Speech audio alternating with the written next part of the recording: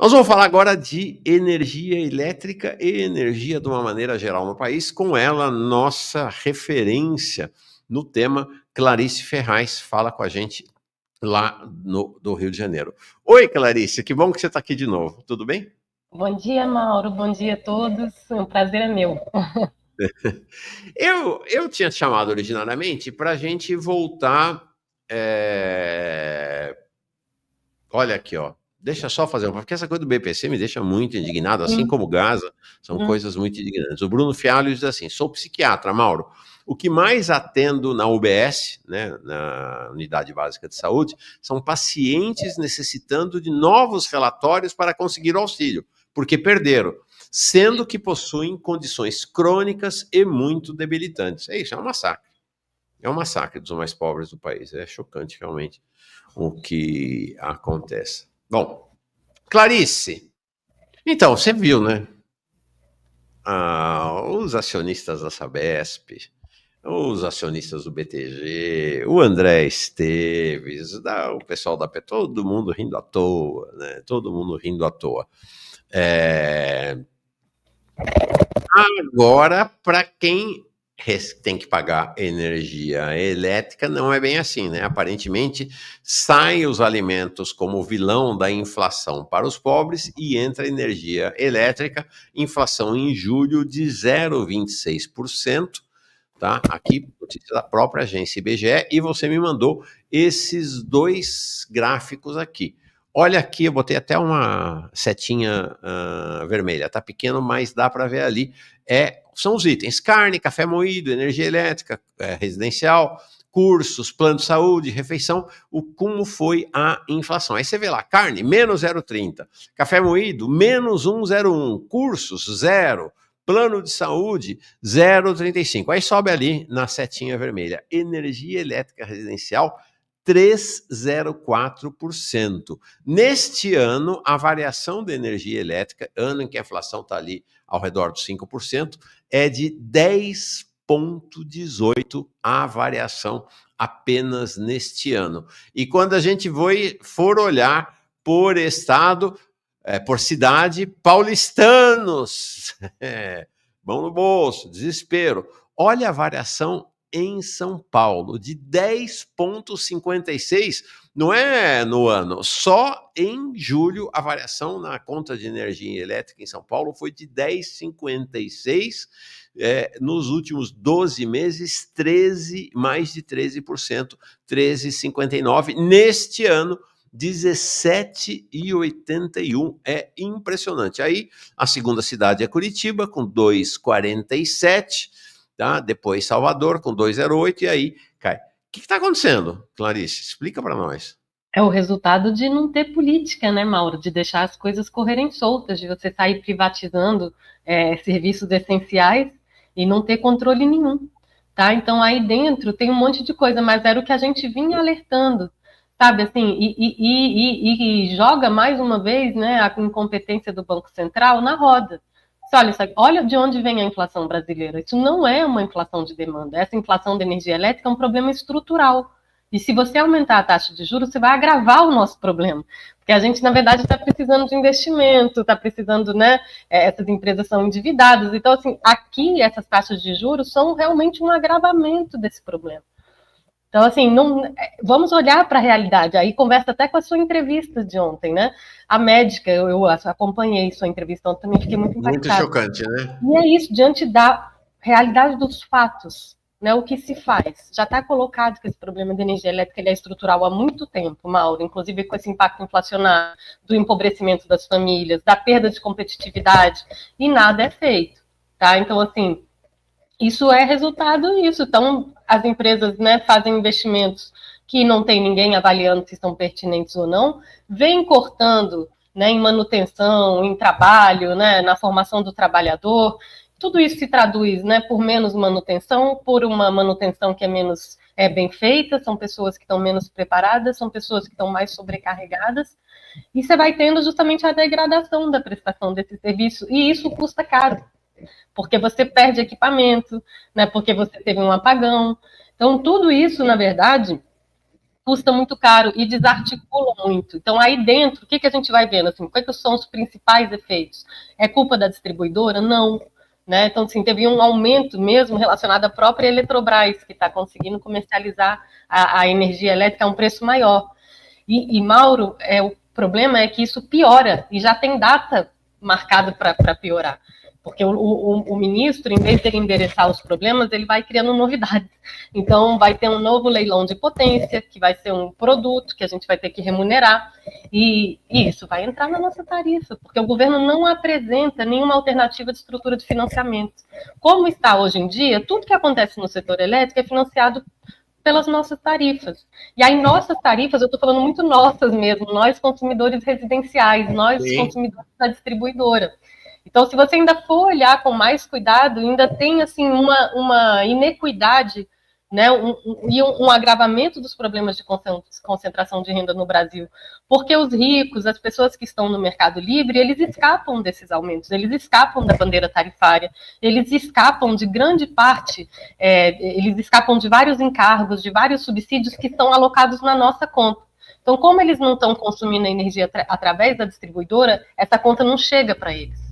Então, na verdade, você tem um monte de gasto, um monte de coisa ineficiente e, em paralelo, tudo isso sendo muito mal repartido. E nós, os pequenos, assumindo essa conta e carregando nas costas, né? Todo mundo. Agora tem esse agravamento, Mauro, que é das próprias bandeiras tarifárias, né? A gente já teve em outubro do ano passado, a gente estava vermelho, né? Agora já estamos aqui no meio do ano, já estamos com a bandeira vermelha de novo, e isso impacta muito a nossa conta de luz. E aí vai impactar cada vez mais, porque o público pagador, né, dessa necessidade de reequilíbrio é cada vez menor. Somos nós, os pequenos consumidores.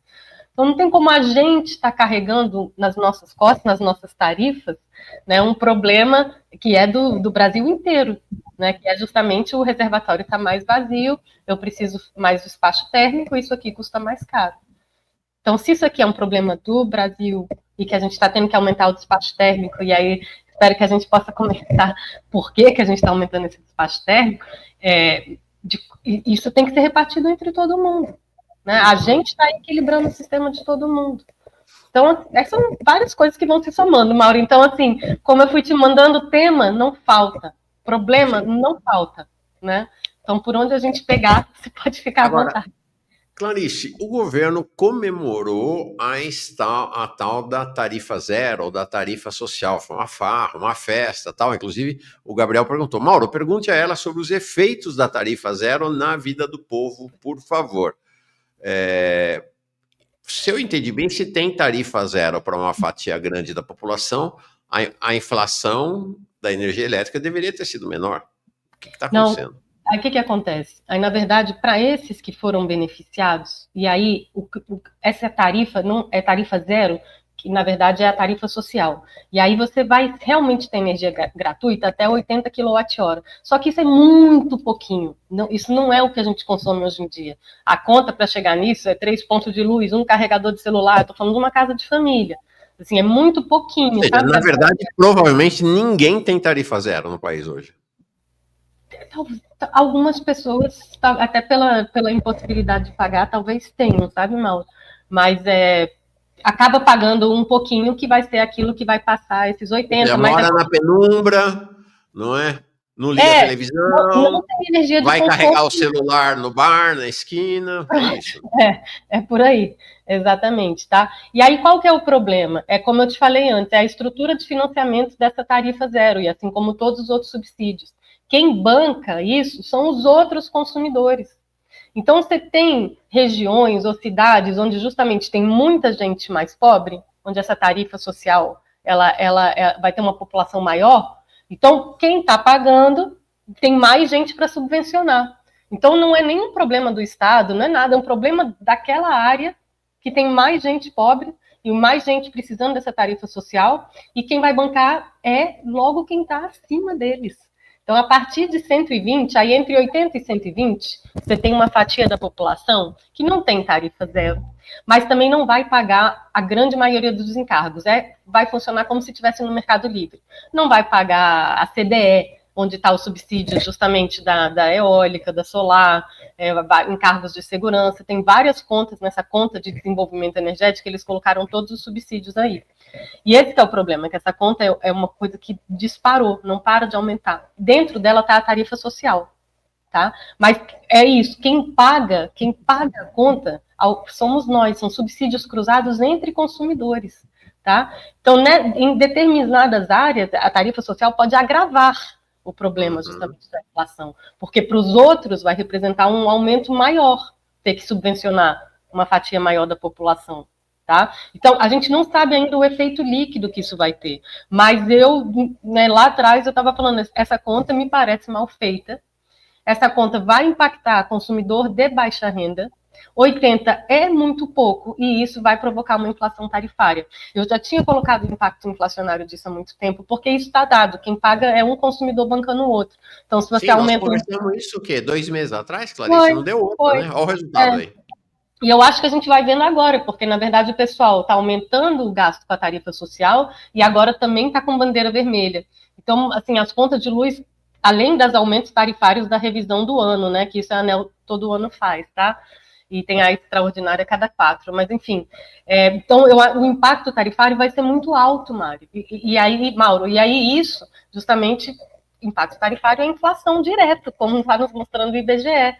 E aí, quando a solução ainda é um estrangulamento e arrebenta uma população endividada, aí você fala, caramba, né? Não basta assim, desestruturar o setor elétrico, você vai desestruturando a economia. Juntou a fome com a vontade de comer, né? Juntou a fome das empresas privadas com a vontade de comer do governo Lula. Me explica uma coisa, por que é que São Paulo tá tão... Dá para entender por que em São Paulo tá tão... Tem várias coisas, né? São Paulo, por exemplo, é uma população, né, bem grande, você vai ter uma população grande com tarifa social também. Teria que olhar com mais detalhe, tá? Mas e a grande maioria das despesas, na verdade, não está nem direto com a energia, são justamente aumentou o peso desses subsídios, e vários deles, sabe, Mauro, sem a menor justificativa, como justamente esses subsídios para energia eólica e solar, né? Que, na verdade, eles oneram, né, todo o sistema, porque a gente tem que adaptar a rede e tal. Não só eles não pagam pelos custos que eles impõem ao sistema, que a gente tem que se adaptar para receber essa energia, como eles recebem descontos e eles são incentivados. Então, uma coisa era fazer isso 20 anos atrás, quando você está, né, isso é claramente um negócio de aprendizagem, né, então no comecinho da curva de aprendizagem da tecnologia, o governo faz incentivos e tal, para justamente essa tecnologia ir se desenvolvendo. Tem que ter o tempo das coisas, né? Já faz muito tempo que esse pessoal não precisa desse subsídio. E, inclusive, esse subsídio está criando uma série de distorções, que é o quê?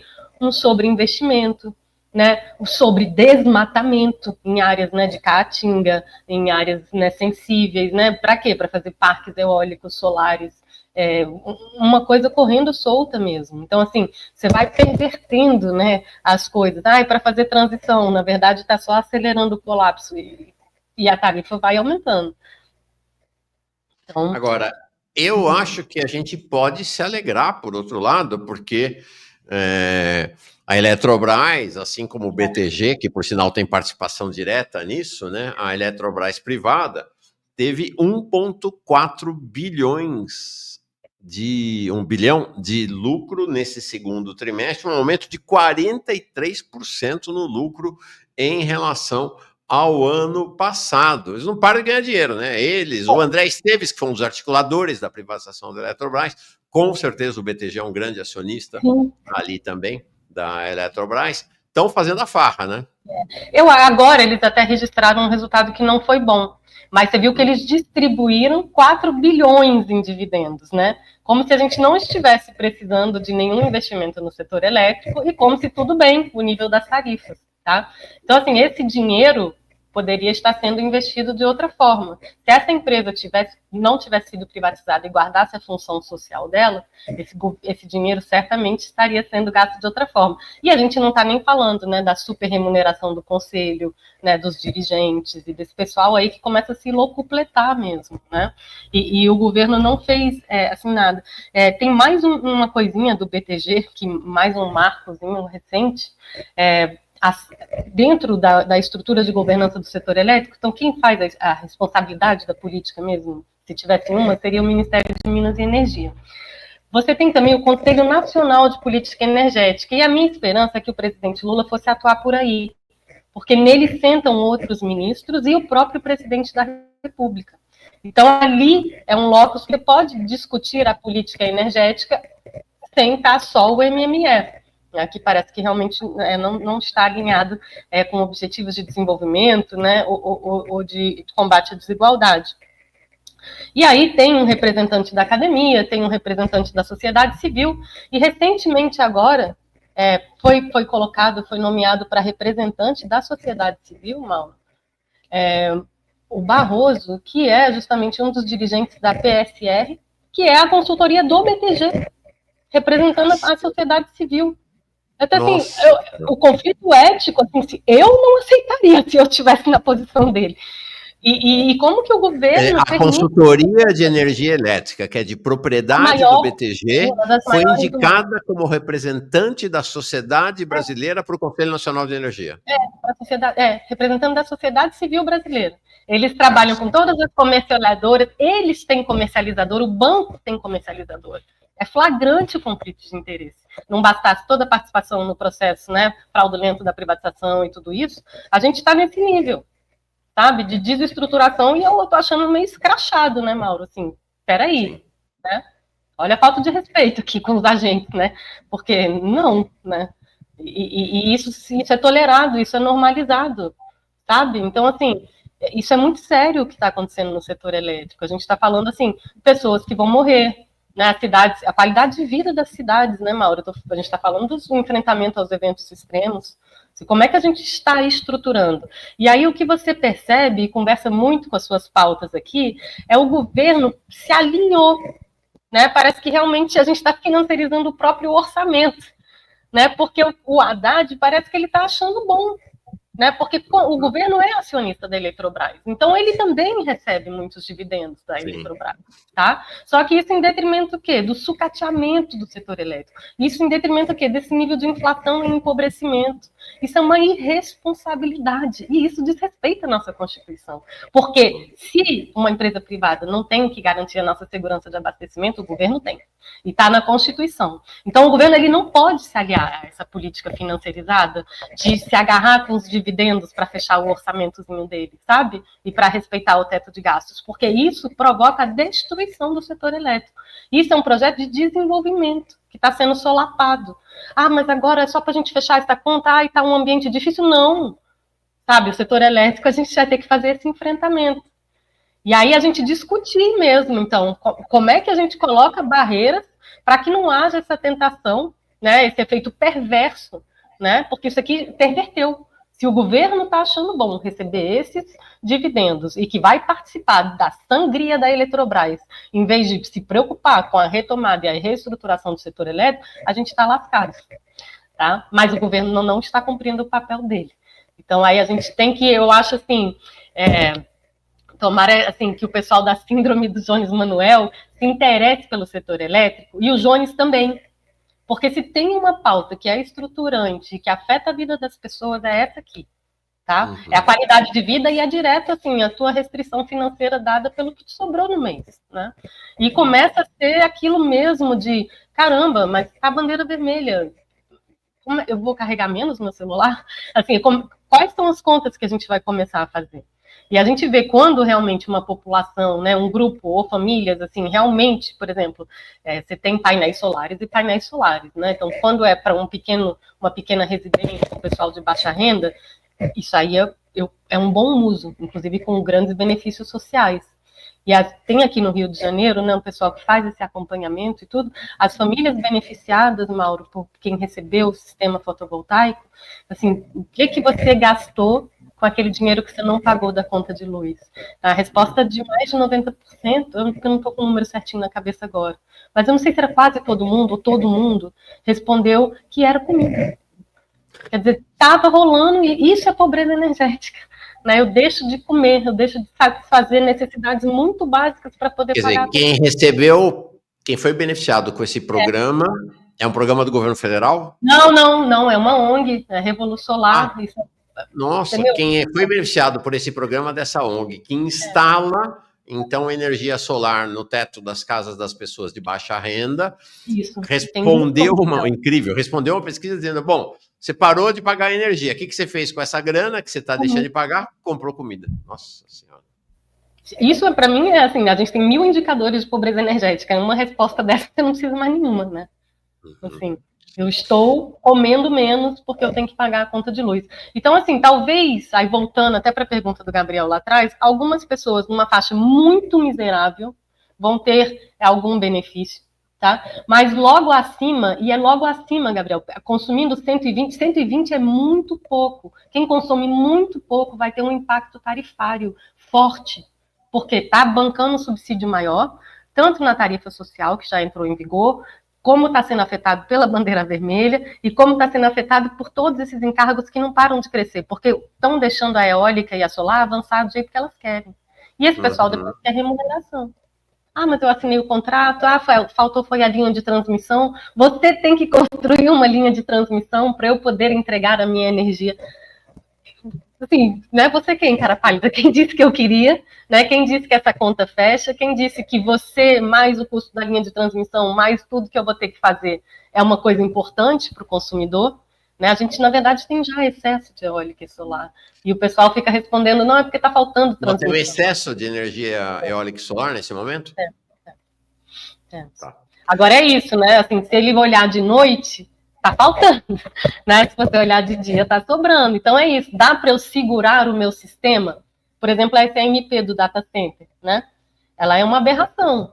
Sim, pera, assim, vamos falar daqui a pouquinho da MP do data center. Não entra nesse assunto não, porque eu queria te colocar. Primeiro, registrar o Flávio, chegou como novo membro, a Marta Camisaça também, o Jefferson Lima também, e o Marcos, a Cecília Manso, grande camarada aqui com a gente, excelente entrevista, esclarecedora, sempre é com a Clarice. O Marcos Norton coloca uma questão que queria que você explicasse para nós. Sem falar que a administração privada de hidroelétrica pode propositalmente diminuir os reservatórios para aumentar a dependência de termoelétricas. É isso mesmo?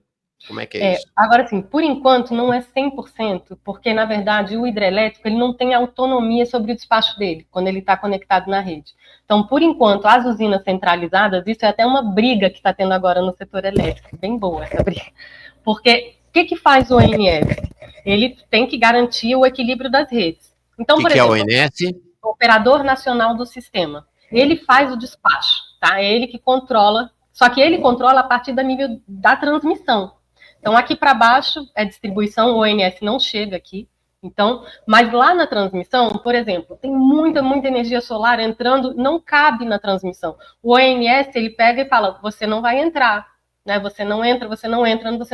Nesses 2 últimos meses, 40% de geração solar e eólica do Nordeste ficou fora. Pernambuco e Rio Grande do Norte. Então, olha a ineficiência econômica, tá? Mas não entra por quê? Ou porque não tem demanda, ou porque não tem equilíbrio elétrico, não tem fonte para contrabalançar aquilo. Então, são 2 pontos aqui, tá? O energético, não tem demanda, e elétrico, que é eu conseguir estabilizar isso aqui tudo, tá? Então, por enquanto, o hidrelétrico, ele não tem essa autonomia. Eu vou segurar, e aí eu vou soltar quando tiver muito caro, quando tiver faltando. Porque o ONS que é quem manda. Você entra agora, você não entra agora. Inclusive, o pessoal das hidrelétricas está perdendo muito dinheiro. Mas estão prontos para ganhar também, tá, Marcos? Que não tem ninguém por nós, não. Mas, assim, por que eles estão perdendo dinheiro? Porque nessa hora, quando tem muita eólica e muita solar, que não são despacháveis e que, teoricamente, são mais baratos, porque a comparação de preço, como aquele artigo, Mauro, eles estão comparando só o preço da geração. Só que, para a energia elétrica, cada vez menos você pode olhar isso de forma individualizada. Porque para ter um tanto de geração solar, você precisa de um outro tipo de geração convencional, você precisa de um tipo de rede que vai ter um outro equipamento. Então, são sistemas diferentes a partir das fontes que você tem, e inclusive da participação de cada uma delas. Então, não é mais suficiente a gente comparar o custo de geração das fontes. Essa é uma métrica que a gente não usa mais. E quando a gente usa, a gente está promovendo distorções, porque justamente não considera o impacto no sistema, tudo aquilo que você está precisando para compor, tá? Mas feito esse parêntese grande, Marco, então, assim, a hidrelétrica, por enquanto, ela não administra. E aí ela inclusive, está sendo deslocada, porque entra a eólica, entra o solar, e o ONS vai e fala, você desliga, você sai. Né? Até agora, Giral, o dirigente de Giral, publicou no LinkedIn, dizendo, eu podia estar gerando, acho que sei, era 800 megawatts, ele não estava gerando nem metade do que ele podia, porque justamente ele tinha que abrir para eólica e solar. E aí, só que eu estou falando de um rio, né, tem vazões a serem respeitadas, tem vários equilíbrios. Mas esse conflito que o Marcos colocou está batendo na nossa porta. Porque o que eles querem, Mauro, e isso era uma operação casada desde a época da privatização da Eletrobras, é exatamente isso. Está lá no texto. Cada agente assume o seu risco. E aí, entre isso, se cada agente assume o seu risco, essa proposição do Marcos, ela é verdadeira. Porque aí eu decido, quando eu despacho, se eu vou assumir o meu risco. Só que isso não pode ser feito no setor elétrico brasileiro, porque você tem várias barragens, várias usinas ao longo de um mesmo rio. Se cada um decide por si, eu estou desotimizando o aproveitamento completo, que é em benefício da sociedade brasileira. Então, já daí que nasceu essa coisa, não. As pessoas não decidem por si, os operadores não decidem por si, e o despacho é feito de forma centralizada pelo ONS. Até mesmo quando fez a privatização, teve que se guardar esse instrumento, porque justamente no setor elétrico brasileiro, característica geográfica nossa, você tem ao longo do mesmo rio vários agentes. Então não pode ser cada um por si, porque senão você descoordena a operação. Agora, se é cada um por si, você não tenha dúvida nenhuma. E isso a gente já vê. Inclusive, você vê até o governo, talvez, já achando bom. Porque quando sobe o preço, ele vai receber mais dividendo. E aí, qual que é o papel do governo? É dirimir a escassez, quer dizer, é reduzir a escassez, é usar o melhor jeito o reservatório, ou tirar partido da escassez, ou ganhar com as oscilações, ou ganhar com as arbitragens, porque é isso que uma empresa privada faz. Então, se o governo se associa a esse pacto, aí é o que o Marcos falou. Na verdade, a gente vai ter um agravamento de tudo. É da questão do uso da água. E tudo isso muito errado, né, Mauro? Porque você tem um agente privado que ganha gerando eletricidade, quando no nosso ordenamento, o primeiro uso da água é de sedentação, é irrigação, não é para gerar eletricidade. Não pode sacrificar a natureza e a necessidade humana de água para a cidade para deixar o cara abastecer, mexer no reservatório como ele quer. Ele tem a concessionária, ele tem a concessão de um empreendimento. Ele não é dono do reservatório, muito menos da nossa água. Eu acho que a gente tem que dar uma encaixada também nesse pessoal, tá? Mas é isso. Perfeito. Professora Clarice, deixa eu ver se seu aluno Mauro aqui entendeu. Pois é, Mauro. Se eu entendi bem, você fala e eu vou tentando. O sistema elétrico, então, primeiro que ele é um sistema, e ele é composto basicamente de 3 grandes momentos. O momento da geração, então tá lá a hidrelétrica, a termoelétrica, as pazinhas girando lá de energia elétrica, as placas de energia solar, isso é geração. Tem um segundo momento que é transmissão. Então, é esta energia que sai dessas fontes geradoras e vai para os centros de transmissão, né? Aquelas torres enormes, não é isso? As torres de transmissão. E aí tem o terceiro momento, que é dessas torres, que vamos dizer assim, é a distribuição no atacado da energia, que vai virar distribuição no varejo, que é a distribuição, que vai até a casa das pessoas, as empresas, assim vai. São esses os 3 momentos? Isso. São esses os 3 momentos. Aí, nesse último, aí tem isso, e aí esses 3 momentos se transformando, né? Porque a geração justamente era hidrelétrica, termoelétrica, e agora entrou solar e eólica, e é super difícil a gente controlar. A transmissão, para responder, também teve que se alterar, porque aí você começou a botar um monte de máquina elétrica para ajudar no controle de tensão e de frequência, são chamados compensadores síncronos. Então, consome eletricidade, custa caro pra caramba. Então, uma linha de transmissão hoje em dia é tipo o dobro de uma linha de transmissão não é para a gente ficar brincando de puxar linha de transmissão, é super caro. E justamente essa transmissão de hoje em dia, ela requer muito mais equipamento, é uma coisa mais delicada, porque justamente para lidar com essa geração que mudou. E na distribuição, Mauro, quer dizer, da transmissão para a distribuição, inclusive teve um acidente lá no Maranhão, apagou 10 municípios, você tem uma subestação, que é onde você vai fazer a redução do nível de tensão, enormes transformadores multimilionários também, e aí você baixa essa tensão e aí isso vai para a rede de distribuição. E a rede de distribuição, aí era isso, tá? Hoje em dia, a rede de distribuição, ela recebe também geração direto, sem ser dessa que vem da transmissão, que teve o nível de tensão baixado para chegar na distribuição. Então, está chegando energia que não passou pelo controle do ONS, que não veio pela transmissão. É justamente toda a energia que vem dos sistemas que são considerados de geração distribuída. Então, tanto num pequeno, né, da comunidade, mas isso pode ser muito grande. Né? O limite 3 mega é um empreendimento muito grande. Tá? E essa galera também se encaixa como geração distribuída e pode entrar direto na linha de transmissão. E aí, Mauro, não tem ONS, tá? É cada distribuidora que está correndo para o seu lado, tentar entender, administrar isso, é muito tenso, muito tenso. Então, assim, o ONS, ele é, eu não sei se é privado, tá? Não é público, tá? Mas é como se fosse um ente, eu não me lembro agora, juridicamente agora, mas ele não, vamos olhar depois, Mauro, na estrutura de governança. Não sei exatamente, mas ele não é isso, que ele não tem, também não visa lucros, tem uma palavrinha, o termo dele, tá? Não estou me lembrando agora. Não Entidade de direito privado sem fins lucrativos, criada em 98. É isso. Foi na época das privatizações, olha que doideira, né? Você já tinha feito privatizações e ainda não estava definido como é que ia fazer despacho, quem é que ia ser responsável. É uma grande confusão, né? Só que eu acho que assim, a gente está muito assim, dessa confusão, assim, a gente só foi agregando, porque ninguém parou para enfrentar estruturalmente os problemas. E eu acho assim, muito assim, revelador e lamentável, enfim, não vamos nem adjetivar, mas tem 3 medidas provisórias tratando do setor elétrico agora, simultaneamente no Congresso. Isso nunca aconteceu na história. É um barata voa. Estão tramitando nesse momento? Nesse momento.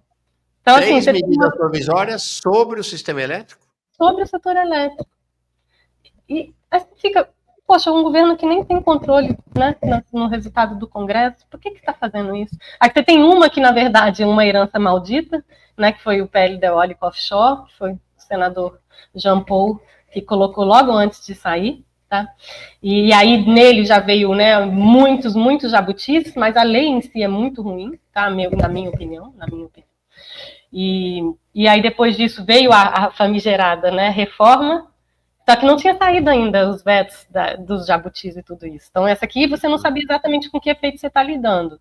Antes de ter isso aqui consolidado, o ministro envia a 1.300, que é essa que tinha os 3 pilares, né? A tarifa social, a reestruturação do setor, né? E a abertura do mercado livre, né? Era 3 pilares. E aí, como já penduraram vários jabutis, aí o governo, não por isso. A gente manda uma nova MP para dirimir os impactos tarifários da MP anterior. Mas a MP anterior está aberta. Os vetos não foram decididos. E aí, isso é o quê, Mauro? Assim, isso é uma plataforma para a gente só reforçar balcão de negócios, né? Agora, o que você vai falando, né, o que dá para entender é o que a gente já teve um sistema elétrico exemplar no mundo, muito organizado, sob controle estatal. E o que você vai relatando para nós é uma crescente desorganização. Esse sistema está sendo retalhado, deixando de ser um sistema, está sendo retalhado com as privatizações e o governo o Estado está perdendo o controle e vira esse faroeste, né? Geração, linha de transmissão, mas tem energia que vai para a distribuidora sem ir pela linha de transmissão e ninguém regula, o ONS, é uma loucura. Quando é que esse processo de desorganização do sistema elétrico brasileiro, que já foi um exemplo para a humanidade, começou? Eu acho que lá nas privatizações mesmo. Agora você já... então. A coisa já foi muito mal feita, né? E, inclusive, teve a reforma da reforma, né? Porque, inclusive, como chega o Lula, né, na presidência? Em cima de um apagão do Fernando Henrique. Exatamente. Agora, eu tenho medo que a gente tenha um apagão aqui. Porque agora, os governos do PT tiveram alguma atitude para reverter este processo de privatização? No primeiro, não, é aquela coisa, né? Vai, não vai. Né? Então, assim, não é suficiente. E a gente tem que entender que não foi suficiente e tratar com a seriedade que merece. O Lula, ele puxa de volta essa coisa, ele recentraliza e ele aumenta o poder do Estado depois da privatização. No Lula 1. No primeiro governo. Aí você teve uma tentativa. Você teve um reencontro de contas, mas aí você não alterou justamente essa estrutura inicial, né? Quem é que bancava os investimentos, as estruturas de financiamento, a Eletrobras, né, foi usada assim para todos os projetos estruturantes, tá? E então teve esse momento de um entendimento, eu acho que é até muito relacionado à presença do professor Pinguelli no debate público, né, que trazia isso, e ele tinha um contato com o Lula, né? Então ele falava para o presidente. Então ele tirou, né, graças ao Pinguelli, se tira a Eletrobras da lista de privatizações, daquela leva lá de trás. E depois, de novo, a gente consegue segurar. E aí, né, muita coisa acontecendo ao mesmo tempo. Aí a gente perdeu agora no governo Bolsonaro. Mas muito em função das dinâmicas de Congresso também, né? Foi muito difícil. Assim. E relatores, né? Era Marcos Rogério. Então, assim, ele nem... as audiências, era na época da Covid, né, Mauro? Então a gente fazia as audiências virtuais. Ele nem aparecia. Teve uma vez que ele abriu e foi embora.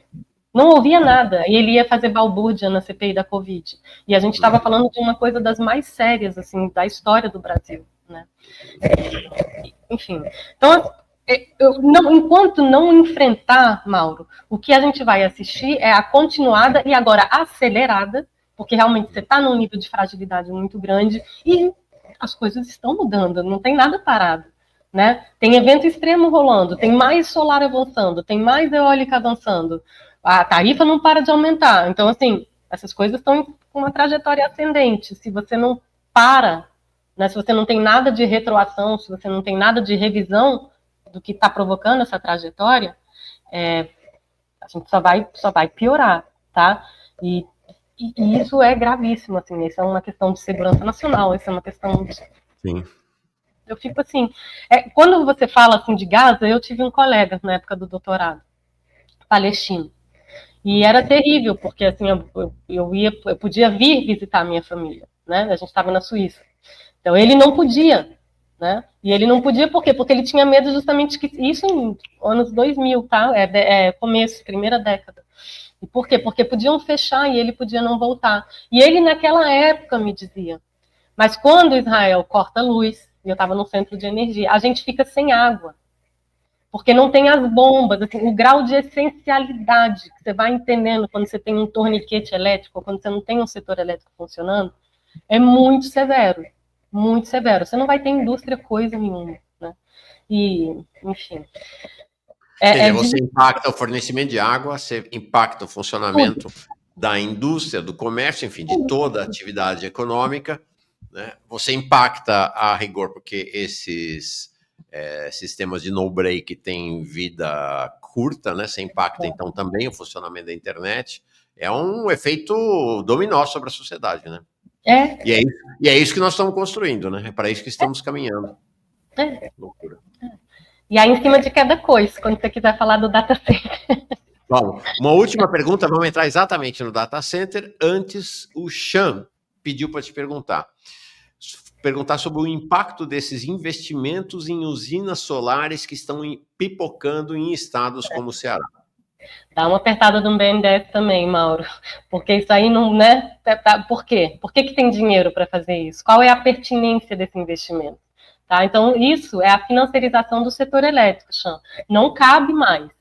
Tá? Tem uma restrição por linha de transmissão, ou por falta de demanda, ou por falta de equilíbrio mesmo. Assim, eu já estou agora com bandeira vermelha. Tá? Já estou aumentando o despacho termoelétrico. Para que eu estou usando o reservatório e por que eu estou esvaziando o reservatório mais rápido do que antigamente, mesmo sem levar em conta essa coisa mais calor, mais demanda e tal? porque eu estou usando o reservatório assim, ó, Mauro, para poder balancear a eólica e solar. Então, isso aqui, usar a hidrelétrica para fazer esse equilíbrio de curto prazo, está te afetando no seu armazenamento de médio e longo prazo. Não era para isso que a gente tinha armazenado essa água, não é para isso que esse reservatório é desse tamanho. É para justamente a intersazonalidade. Quando tiver um período seco, você tem água estocada. Não é mais o uso que a gente está dando. Né? A gente está usando muito o reservatório para fazer esse balanceamento. Então, até onde vale a pena?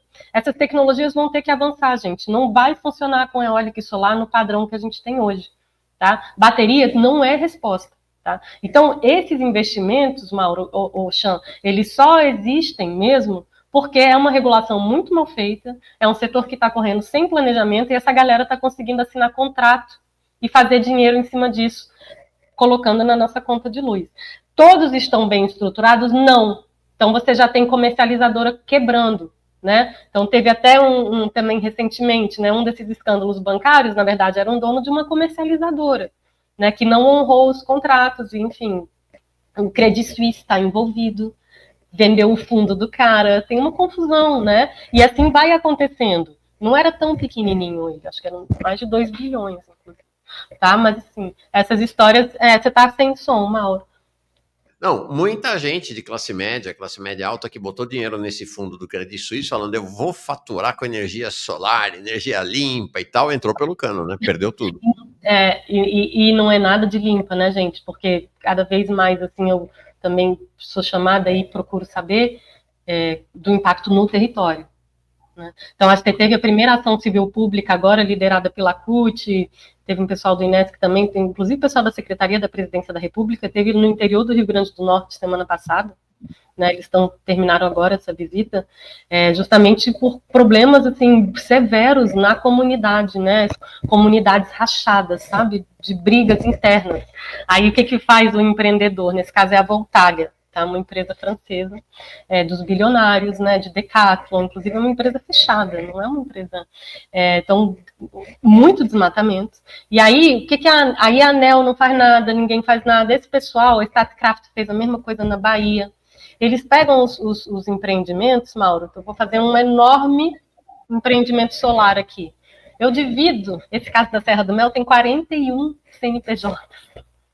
Tá? Então, assim, aí você, eu sou desse tamanhinho, meu impacto ambiental faz um licenciamento ambiental. Isso é baixo impacto, porque você é desse tamanho, só que somos 41. Não precisa nem de licenciamento.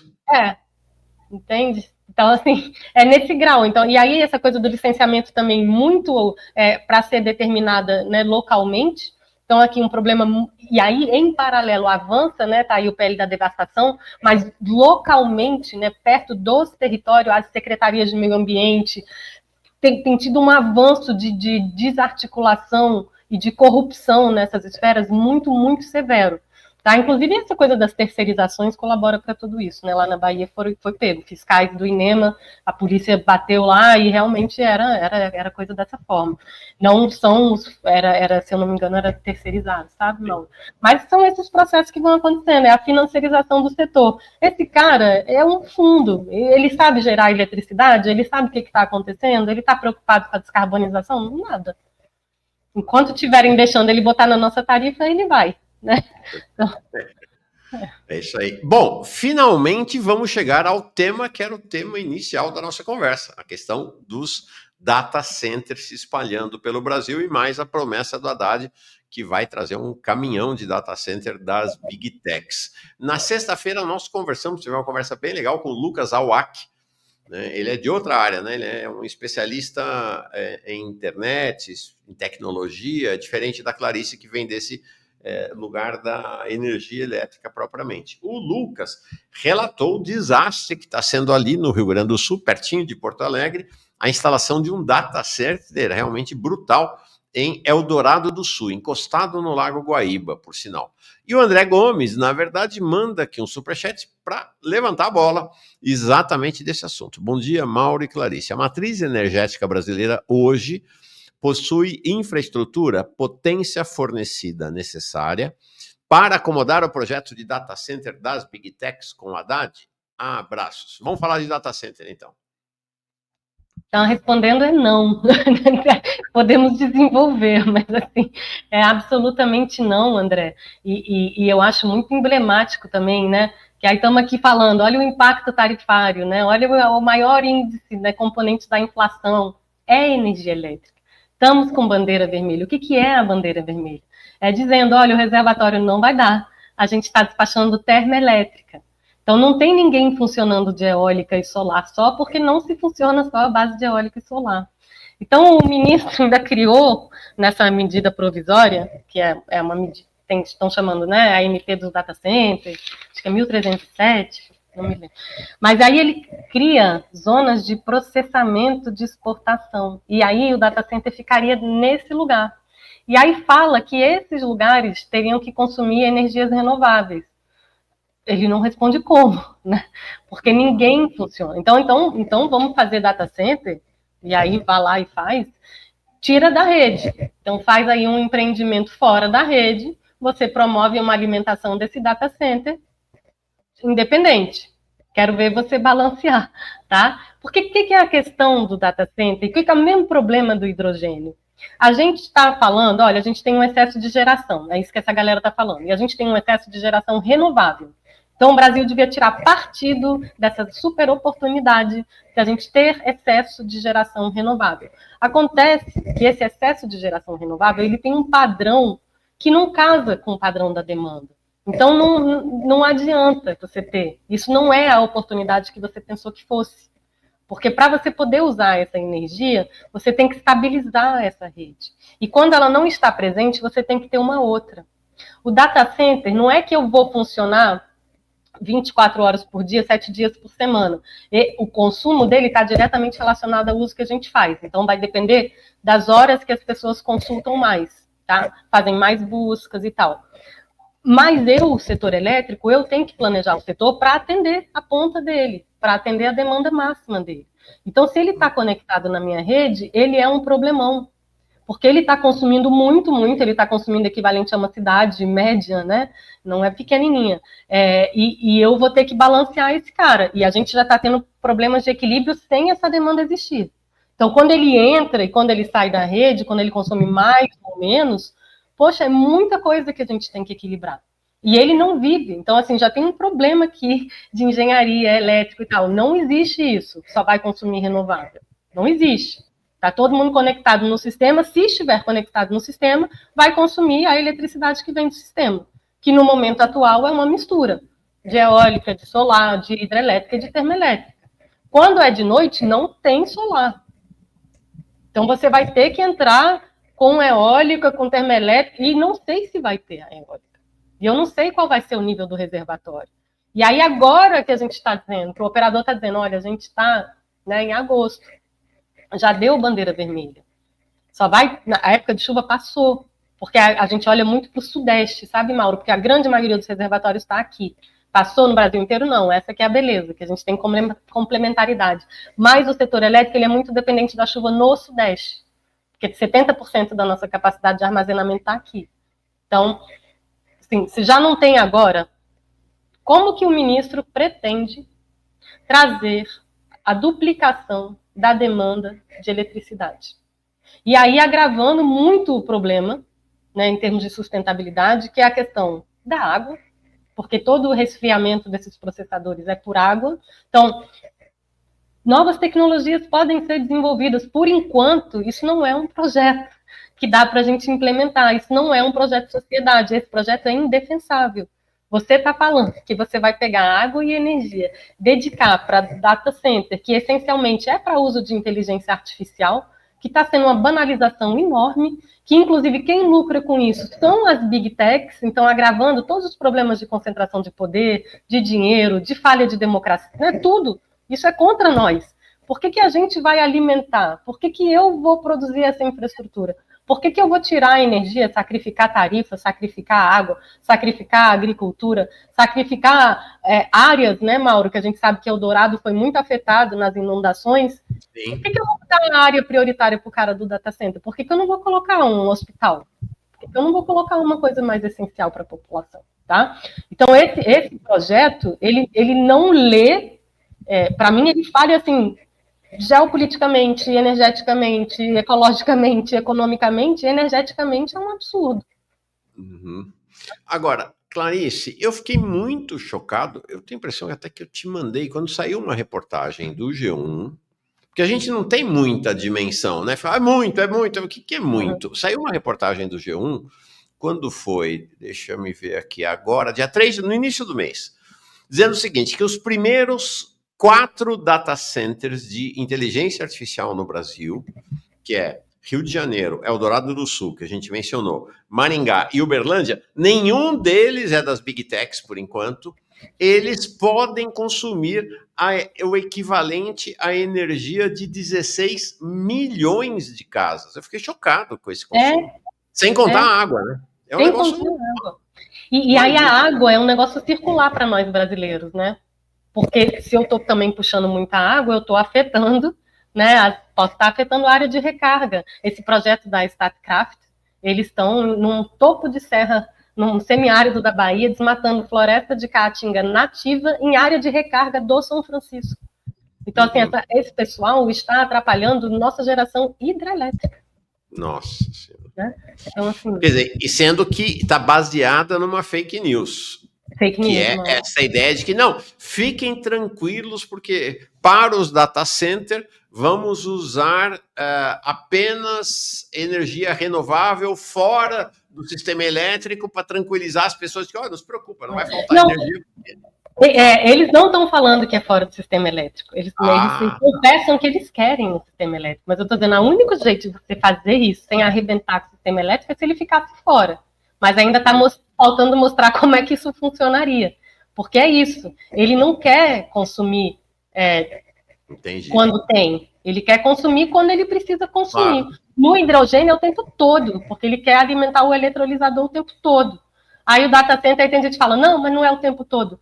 Mas quem disse que é de acordo com a disponibilidade de energia solar? Né? Não é. É de acordo com a rotina das pessoas, quando é que as pessoas estão usando mais. Eu não tenho esses dados agora, qual é o uso, né, maior do data center. Mas mas o que é importante saber é que se você quer manter a segurança de abastecimento, se você não quer provocar um apagão, você tem que operar levando em consideração esse agente, se você vai ter que atender ou não. E um data center é isso, assim, não é uma demandinha a mais, não. Por exemplo, se ele tem um problema e se ele se desliga, ele também pode apagar a cidade inteira, porque de repente uma energia enorme que estava sendo demandada não está sendo mais. Então, assim, o impacto dele entrando ou saindo é muito, muito grande. E por que a sociedade tem que... Qual é o projeto disso? Para que a sociedade tem que se aliar a esse projeto? Por que o governo está fazendo isso com nossos recursos? A gente é muito ignorante sobre a energia elétrica. Acabei de descobrir que a energia pode acabar na sua casa não só porque caiu o fio da distribuidora, mas porque um grande consumidor caiu a energia dele e isso vai sobrecarregar toda a linha, é isso? E aí começa a cair em sequência. E aí, cada vez mais, Mauro, acho que já tem mais de 10 anos isso. A gente não está tendo falta de energia. Tem até momentos tensos e tal, mas os apagões são problemas de rede. Os apagões são problemas de sistema, muitas vezes de excesso de geração de eólica. Foi o nosso apagão aqui de 23, foi o apagão lá da Europa, o maior da história, 2025. Assim, a gente está lidando, né, com desafios mesmo, assim. Caramba, a gente vai ficar na... Qual é a causa dos apagões? Espera aí. É isso, você tem muita energia eólica e solar, né, tá entrando, e teoricamente a gente tem aparelhos, né, que controlam essa entrada, que devem se desligar para proteger a rede e evitar uma sobrecarga. Mas isso pode falhar, né? E aí falha por várias coisas, né? Aqui, por exemplo, no nosso apagão, os operadores eles têm que mandar a previsão de funcionamento para o operador nacional do sistema, que é quem vai fazer o equilíbrio. Eles mandaram as informações todas erradas. Tá? Então, o operador estava trabalhando com dado errado, as coisas ali, então tem erro de toda natureza. E tem a falha técnica desses equipamentos. E quanto mais equipamentos assim eu tiver, maior a probabilidade, né, gente? Então, é questão de probabilidade mesmo. Perfeito. Então, é isso. A gente está tendo problema também de excesso de oferta. Eletricidade é equilíbrio instantâneo de oferta e demanda. E agora está difícil, porque antes a gente fazia um planejamento, né, tentava prever que tipo de indústria a gente vai, o que consome e tal. O único planejamento, e nem é planejamento, é só dizendo que quer jogar essa indústria aqui. Mas hoje em dia é isso, tem uma geração totalmente descasada da demanda, que é uma coisa financiarizada, que são contratos, é um apoio do BNDES. É tão chocante, Mauro, essa coisa do BNDES, porque isso é notório no setor elétrico. Tem excesso de eólica, tem excesso de solar. Os problemas no território, o pessoal do BNDES devia estar sabendo disso, de desmatamento, de impacto sobre as comunidades, de não respeito à escuta à população local, que é uma regra da OIT, né, 169. Então, assim, às vezes, Mauro, o pessoal arrasa com a natureza, mas tem esse coisa da OIT que ele tem que ser observado, e isso pega internacionalmente, sabe? A consulta às comunidades, né? E os povos tradicionais. E o BNDES não olha, e continua dando dinheiro para a galera avançar. Assim, né? Clarice, para encerrar de vez mesmo agora, já vamos receber o Vinícius Mariano para falar de BPC. Essa questão que o Clydes traz, muito interessante. Quem acredita em transição energética no capitalismo deve ser louco, ingênuo, mal informado ou mal intencionado ou quer explorar, né? Transição energética virou, de fato, a bola da vez, né? O discurso, essa salvação do mundo é a transição energética. O governo Lula só fala nisso e tal. E essa semana, inclusive na esquerda, tá? Essa semana, na revista Ópera, uma revista de esquerda, sai esse artigo aqui, um artigo internacional do Globetrotter, do Pradir, acho que é indiano, dizendo: ponto de inflexão, a energia renovável já é mais barata do que os combustíveis fósseis. Dá uma breve aula para nós sobre essa questão de transição energética. Isso foi... O que é isso? E aí só um comentáriozinho com relação ao Clyde, assim... Mas a transição energética, ela é necessária. Então, realmente, a gente tem que fazer. Eu só tenho medo que quando a gente faça essas críticas, isso é tudo uma farsa e tal. Essas propostas são uma farsa. Essas propostas não estão olhando para a água, não estão olhando para a energia, não estão olhando para a população vulnerável. Aí, concordo totalmente. Desaparece a necessidade? Não, ao contrário, porque a gente está fazendo tudo errado, então o tempo se torna mais curto ainda, tá? Então, aí necessidade do que for, claro, se for uma revolução, ou se a gente tiver que fazer isso aqui acontecer, mas alguma coisa a gente vai ter que fazer acontecer dentro do capitalismo, porque não dá tempo, né, da gente esperar uma transformação social maior para que a gente faça as coisas de forma mais ecologicamente sustentável. Vai ter que ser aqui mesmo, né? Vamos ter que fazer um enfrentamento. Aquele artigo, Mauro, ele é desinformativo, porque justamente ele faz aquele erro, e isso a gente fazia nos anos 90, comecinho de anos 2000. A gente ainda trabalhava, tem um trechinho lá, quando você me mandou, eu falei, não, o que é isso? Né? Aí justamente tem um trechinho do artigo que ele fala, eles estão comparando o custo nivelado de geração de eletricidade. E aí, isso não é suficiente para a gente saber qual é o impacto sobre a tarifa, qual é o impacto para o sistema. E aí cada sistema é um sistema, e o preço final da eletricidade vai depender da composição. Então, assim, quanto que custa eu gerar eletricidade a partir de um sistema, de um painel fotovoltaico, a partir de uma torre eólica? Me importa mais saber quanto que custa para o sistema, né, operar com X participação de eólica, X participação de solar e de todas as outras fontes, tá? Porque não adianta, não interessa comparar a geração de energia, porque a gente não consome Wi-Fi, né? A gente consome, e inclusive tem um aparelho de Wi-Fi que consome a nossa eletricidade, tá? A gente consome eletricidade. Então, a gente precisa da rede, a gente precisa do sistema. Aquilo que a gente falou, o sistema tem 3 grandes pernas, né? A geração, a transmissão e a distribuição. Precisa olhar neste complexidade do sistema o custo, né? Aí, por exemplo, você tem uma hidrelétrica ou uma termoelétrica, ela está rodando, é um gerador síncrono, e ela vai gerar eletricidade. E quando ela entra na rede, e aí tem um reativo, porque ela tem esse gerador síncrono. E ela, se parar, ela também tem uma inérciazinha desse funcionamento. Então, ela está fornecendo, além daquela energia que ela manda, ela tem essa coisinha de inércia, que é super importante, e ela envia um reativo, que é super importante para a estabilidade da rede também. Então, eu incorporar uma geração hidrelétrica ou uma geração termoelétrica é um valor X na minha rede. Inclusive, o pessoal está dizendo, mas eu forneço mais serviços, mais produtos do que só a energia, te forneço inércia, forneço reativo e tal, quero ser valorado.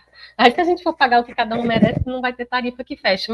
Mas fato, tá? Isso é só um parênteses. Então, incorporar a geração hidráulica, né, custa X. Incorporar a energia eólica ou solar é muito diferente. Porque você tem que ter aquela rede, você tem que ter uma outra energia para quando não tiver a solar, você tem que ter um equipamento elétrico para proteger de pequenas oscilações de tensão de frequência. Então, assim, é outra rede, é outro custo de sistema. Então, a diferença do preço da geração pode perfeitamente ser compensada e se tornar maior pelo custo do sistema, pelo custo da rede, por tudo que eu tive que fazer para poder pegar a eólica e a solar. Então, uma eólica e uma solar barata na geração pode se transformar num custo sistêmico muito grande e arrebentar com a tarifa no final. Então, não interessa para o consumidor, não interessa para a economia olhar a geração de forma isolada. Nos interessa a tarifa, não é isso? Perfeito. Quanto você está pagando, quanto a indústria está pagando. Não é só a geração, tá? Você está pagando potência, está pagando rede, está pagando segurança, está pagando backup, está pagando um monte de coisa. E é isso que nos importa, tarifa. Não é o custo da geração. E aí eu acho meio fake isso, né? Ah, o custo de geração. Quem publicou provavelmente estava feliz. E assim, mas não é isso que interessa. Interessa tarifa. Quando a gente entregar tarifa reduzida com energia mais limpa, aí a gente está caminhando no lado certo. Aí eu estou trazendo a transição energética justa, descarbonizando e eu estou aumentando o acesso à energia que se faz necessária, né? Pela onda de calor, porque vou precisar de água, enfim. Né? Isso aí. Muito. Ó, tem outras questões que estão chegando, mas não vai dar tempo hoje, tá? Porque nós vamos mudar a agenda aqui. Vinícius, só um segundo, vai. Deixa eu botar uma última questão aqui. O Clyde fala, mas dentro do capitalismo? Não acredito. Pois é, mas nós já fizemos dentro do capitalismo, né? O sistema brasileiro era um sistema equilibrado dentro do capitalismo. Não era esse super financiarizado, mas é isso mesmo. Então vamos colocando limite. Não dá tempo, Clyde, é agora. André Silva, como podemos lutar contra isso? Ouvindo a Clarice, evidentemente. E aí uma última questão que eu acho que sempre aparece, né? Para o início de projeto de soberania brasileira, dado que precisamos investir em nossa própria cloud, em nossa própria nuvem, um projeto de expansão energética com eletronucleares seria uma solução? Esse é um tema que sempre vem, energia nuclear. Como é que se aborda isso? Esse tema está voltando, eu não sou especialista, eu tenho uma colega que né, então me informa muito através dela, Olga Simbalista. Olha, é muito dinheiro também, né? Então entra uma questão, quem vai bancar? Né? Qual vai ser a estrutura de financiamento?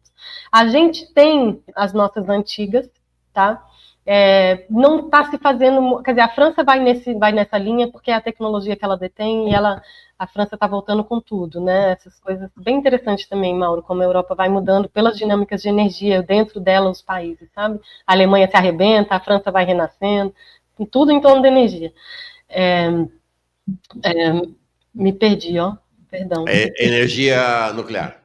Sim, então, assim, a discussão da vez, sobretudo nos Estados Unidos, mais de fronteira tecnológica, são pequenos módulos, tá? Tem lá no Japão, até por essas questões de segurança, né? Por justamente tudo muito frágil, né? Uns eventos, como é que a gente vai lidar com isso?